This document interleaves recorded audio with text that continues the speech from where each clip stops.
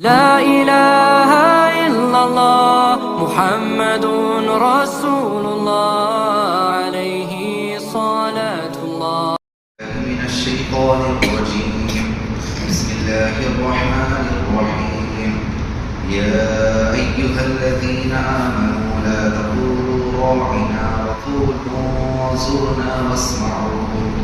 وللكافرين عذاب أليم. صدق اللہ العظیم. یہ سورہ بقرہ کی آیت نمبر 104 ہے. اس آیت کے اندر اللہ تبارک و تعالیٰ نے مومنوں کو مخاطب کیا ہے اور یہودیوں کی شرارت کا تذکرہ اللہ تبارک و تعالیٰ نے اس آیت کے اندر بیان فرمایا ہے. اس آیت کا پہلے ترجمہ سن لیں. یا ایھا الذین آمنوا، اے ایمان والو، لا تقولوا راعنا، تم راعنا مت کہو، وقولوا انظرنا واسمعوا، اور انظرنا کہو اور توجہ سے سنو، وللکافرین عذاب علیم، اور کافروں کے لیے دردناک عذاب ہے. اس آیت کی تشریح کچھ اس طرح سے ہے کہ یہودیوں کی شرارت میں سے ایک شرارت یہ بھی تھی کہ وہ جب بھی اللہ کے نبی صلی اللہ علیہ وسلم کی مجلس میں آتے تو اللہ کے نبی صلی اللہ علیہ وسلم کو یوں مخاطب کرتے، راعنا یا محمد. راعنا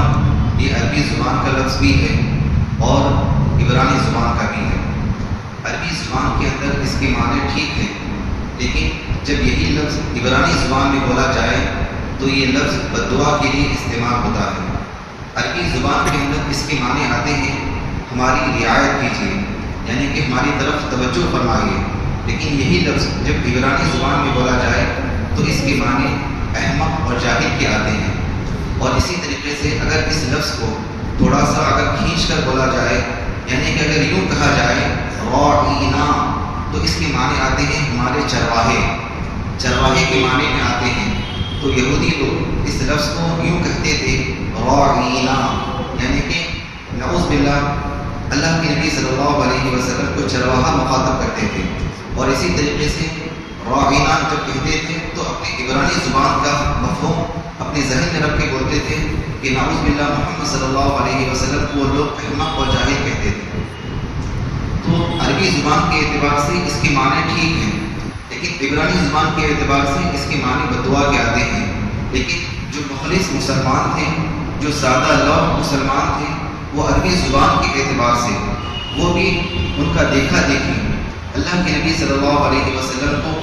راعینا یا محمد کہنے لگے. اور جب مسلمان بھی یہ کہنے لگے تو یہود ان کو دیکھ کر ہنستے تھے کہ ہم تو کہتے ہی تھے، اب مسلمان بھی محمد صلی اللہ علیہ وسلم کو اس طرح سے کہہ رہے ہیں. اور اللہ کے نبی صلی اللہ علیہ وسلم کو وہ لوگ نعوذ باللہ جاہل اور احمق اس طرح سے کہتے تھے اور اس کا مفہوم اپنے ذہن میں رکھتے تھے. حضرت معاذ بن جبل رضی اللہ تعالیٰ جو عربی زبان بھی جانتے تھے اور ساتھ ہی ساتھ عبرانی زبان بھی جانتے تھے، جب انہوں نے محسوس کیا کہ یہودی لوگ اس لفظ کے ذریعے سے عبرانی زبان کا مفہوم ذہن میں رکھ کر یہ لوگ بولتے ہیں، تو انہوں نے کہا کہ اگر آئندہ سے کوئی راعینا یا محمد کہے گا تو میں اس کی گردن مار دوں گا. تو وہ لوگ کہنے لگے کہ ہماری اس میں کیا غلطی ہے، ہم تو کہتے ہی ہیں، اس کے ساتھ ساتھ مسلمان بھی کہتے ہیں، تم ان کو کیوں نہیں بولتے. تو اللہ تبارک و تعالیٰ نے آیت کریمہ نازل فرمائی کہ یا ایھا الذین آمنوا لا تقولوا راعینا، اے ایمان والو تم راعینا مت کہو، کیونکہ اس کے ذریعے سے اس لفظ کے اندر اللہ کے نبی صلی اللہ علیہ وسلم کی گستاخی کا احتمال پایا جا رہا ہے، گستاخی کا شک پایا جا رہا ہے. تو اس وجہ سے تم راعینا مت کہو. اگر کہنا ہی ہے تو انظرنا کہو، یعنی کہ ہماری طرف نظر رحمت فرمائیے، ہماری طرف شفقت کی نظر فرمائیے. اور یہ کہنے کی نوبت ہی نہ آئے جب تم واسمعوا، اللہ کے نبی صلی اللہ علیہ وسلم کی باتوں کو توجہ سے سنو. جب کوئی انسان توجہ سے سنتا ہے تو پھر اس کو بات بھی اچھے طریقے سے سمجھ میں آ جاتی ہے، پھر دوبارہ وہ یہ کہنے کی نوبت ہی نہیں آتی کہ آپ دوبارہ ارشاد فرمائیں. تو اس وجہ سے اللہ کے نبی صلی اللہ علیہ وسلم کی باتوں کو توجہ سے سنو اور یہ لفظ کہنے کی نوبت ہی نہ آئے. اور اسی طریقے سے اس آیت کے بارے میں یہاں سے حضرت عبداللہ بن مسعود رضی اللہ تعالیٰ عنہ فرماتے ہیں کہ قرآن مجید کے اندر اللہ تبارک و تعالیٰ نے 88 جگہ پر ڈائریکٹ اس امت کو مخاطب فرمایا ہے، اور اس امت کی خصوصیات میں سے ایک خصوصیت ہے، ورنہ تو پہلی قوموں کے اندر اللہ تبارک و تعالیٰ جب کلام فرماتے تو درمیان میں رسولوں کو واسطہ بناتے، درمیان میں نبیوں کو واسطہ بناتے، لیکن اس امت کی خصوصیت یہ ہے کہ اس امت کو اللہ تبارک و تعالیٰ نے ڈائریکٹ مخاطب فرمایا، بلا واسطے کے مخاطب فرمایا، اور کہا کہ یا ایھا الذین آمنو، اے ایمان والو، اے وہ لوگ جو مجھ پر ایمان لائے ہیں، اللہ تبارک و تعالیٰ نے بلا واسطہ، بلا نبیوں کے واسطے کے ڈائریکٹ اس امت کو مخاطب فرمایا ہے، یہ اس امت کی خصوصیت میں سے ہے۔ تو اللہ تبارک و تعالیٰ نے یا ایھا الذین آمنوا لا تقولوا راعینا کہہ کر اللہ کے نبی صلی اللہ علیہ وسلم کی گستاخی سے روکا ہے کہ تم اس طریقے سے مت کہو، حالانکہ تمہارا مفہوم، تمہاری مراد تو صحیح ہے، لیکن اس کے اندر ایک اور معنی کا احتمال بھی پایا جاتا ہے، تو اس وجہ سے اللہ کے نبی صلی اللہ علیہ وسلم کو تم راعینا مت کہو۔ اور اس طریقے سے اس آیت کے ذیل میں چند اسباب، چند باتیں وہ نکلتی ہیں، وہ بھی ذہن نشین ہونی چاہیے۔ اور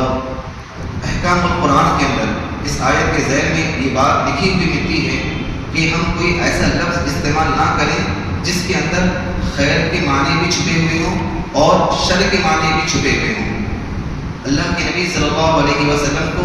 یہاں پر اللہ تبارک و تعالیٰ نے فرمایا ہے کہ تم انصرنا کہہ کر مخاطب کرو۔ اسی طریقے سے جب بھی ہم کسی ایمان والے کو مخاطب کریں تو اچھے الفاظ میں مخاطب کریں، ایسے الفاظ سے مخاطب نہ کریں کہ جس کے اندر خیر اور شر کے معنی دونوں چھپے ہوئے ہوں۔ آج کل عموماً نوجوانوں کے اندر ایسی باتیں کرنے کا بہت رواج چل پڑا ہے جو مبہم ہو، جس کے اندر دونوں معنی مراد لیے جا سکتے ہوں۔ ایک دوست دوسرے دوست کو مذاق میں کہہ رہا ہے کہ آپ ہو، کیا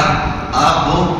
اب اس کے ذہن میں یہ ہے کہ آپ احمق ہو، اور سامنے والا کیا سمجھ رہا ہے کہ مجھے عقل مند ہے یا نہیں پوچھ رہا ہے، اس لیے وہ کہہ رہا ہے کہ ہاں میں ہوں، لیکن اس کے ذہن میں کیا بات ہے کہ میں اس کو بیوقوف کہہ رہا ہوں۔ تو اس طریقے سے ایسے معنی سے بچنا چاہیے، ایسے الفاظ سے بچنا چاہیے جس کے اندر خیر اور شر دونوں کے معنی لیے جا سکتے ہیں، اور جب تک کوئی ایسی بات اس لفظ کے ساتھ نہ ملائی جائے کہ جس کے اندر بات واضح ہو جائے کہ یہ شر کے لیے کہہ رہا ہے یا خیر کے لیے کہہ رہا ہے۔ اور اسی کے ساتھ ساتھ علامہ ابن کثیر رحمۃ اللہ علیہ نے اس آیت کے ذیل میں یہ لکھا ہے کہ اللہ کے نبی صلی اللہ علیہ وسلم کو اللہ تبارک و تعالیٰ نے راعینا کہنے سے منع فرمایا ہے، اور ساتھ ہی ساتھ اللہ تبارک و تعالیٰ نے اس آیت کے اندر غیروں کی مشابہت اختیار کرنے سے بھی منع فرمایا ہے، چاہے وہ اقوال میں ہو، چاہے افعال میں ہو، چاہے وہ کردار میں ہو، چاہے وہ لباس میں ہو، چاہے وہ طور طریقے میں ہو، چاہے وہ تہذیب و تمدن میں ہو، چاہے وہ ان کے اوڑھنے بچھونے میں ہو، چاہے ان کے کھانے پینے میں ہو۔ اللہ تبارک و تعالیٰ نے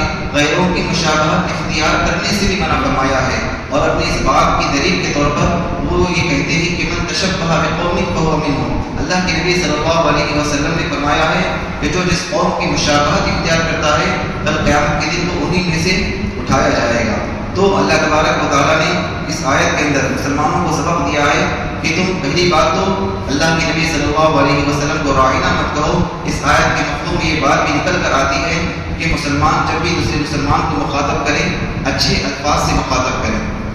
اور اسی کے ساتھ ساتھ اس آیت کے اندر یہ سبق بھی ملتا ہے کہ ہم کسی کا مذاق نہ اڑائیں، ایسے بھدے الفاظ استعمال نہ کریں جس سے سامنے والے کو تکلیف ہوتی ہو، اور اچھے الفاظ سے سامنے والے کو مخاطب کرنا چاہیے، برے الفاظ سے سامنے والے کو مخاطب نہیں کرنا چاہیے۔ اس آیت کے اسباب میں سے ایک سبق یہ بھی ملتا ہے کہ ہم غیروں کی مشابہت اختیار نہ کریں۔ غیر اللہ کے نبی صلی اللہ علیہ وسلم سے حسد کی وجہ سے وہ اس طرح کے الفاظ کہتے تھے، اور آگے اللہ تبارک و تعالیٰ نے ان کا تذکرہ بھی بیان فرمایا ہے کہ یہودی لوگ اللہ کے نبی صلی اللہ علیہ وسلم سے حسد رکھتے تھے۔ حسد رکھنے کی وجہ یہ تھی کہ چونکہ نبوت بنی اسرائیل میں چلتی آ رہی تھی، اور اللہ کے نبی صلی اللہ علیہ وسلم بنو اسرائیل میں سے نہیں تھے، بلکہ اللہ کے نبی صلی اللہ علیہ وسلم قریش کے خاندان سے تھے، تو ان ان کو اس بات کی بھی تکلیف تھی کہ نبوت ہمارے خاندان سے نکل کر کسی اور خاندان میں چلی گئی ہے، تو اس وجہ سے اللہ کے نبی صلی اللہ علیہ وسلم سے حسد رکھتے تھے۔ اور اسی طریقے سے اس آیت کے اندر ایک سبب یہ بھی ملتا ہے کہ وَاسْمَعُوا، اللہ کے نبی صلی اللہ علیہ وسلم کی جب بھی کوئی بات کہی جائے، جب بھی کوئی حدیث پڑھی جائے، اللہ کے نبی صلی اللہ علیہ وسلم کا جب بھی کوئی قول مبارک آپ حضرات کو سنایا جائے تو آپ پر یہ لازم ہے، آپ پر یہ واجب ہے، آپ پر یہ ضروری ہے کہ آپ اللہ کے نبی صلی اللہ علیہ وسلم کے ارشادات کو غور سے سنیں، توجہ سے سنیں اور اس نیت سے سنیں کہ انشاءاللہ ہم اس ارشادات پر عمل کریں گے، ان باتوں پر عمل کریں گے، اس حدیث پر ہم عمل کریں گے۔ اس نیت سے غور سے سنیں اور اللہ کے نبی صلی اللہ علیہ وسلم کو اللہ کے نبی صلی اللہ علیہ وسلم کی باتوں کا انکار کرنا گویا کہ اپنے لیے دردناک عذاب کا مستحق بننا ہے۔ اللہ کے نبی صلی اللہ علیہ وسلم کی باتوں کو توجہ سے سننا چاہیے۔ دعا کیجیے کہ اللہ تبارک و تعالیٰ ان تمام کہی ہوئی باتوں پر مجھے اور آپ عمل کرنے کی توفیق عطا فرمائے۔ آمین۔ وما توفیقی الا باللہ۔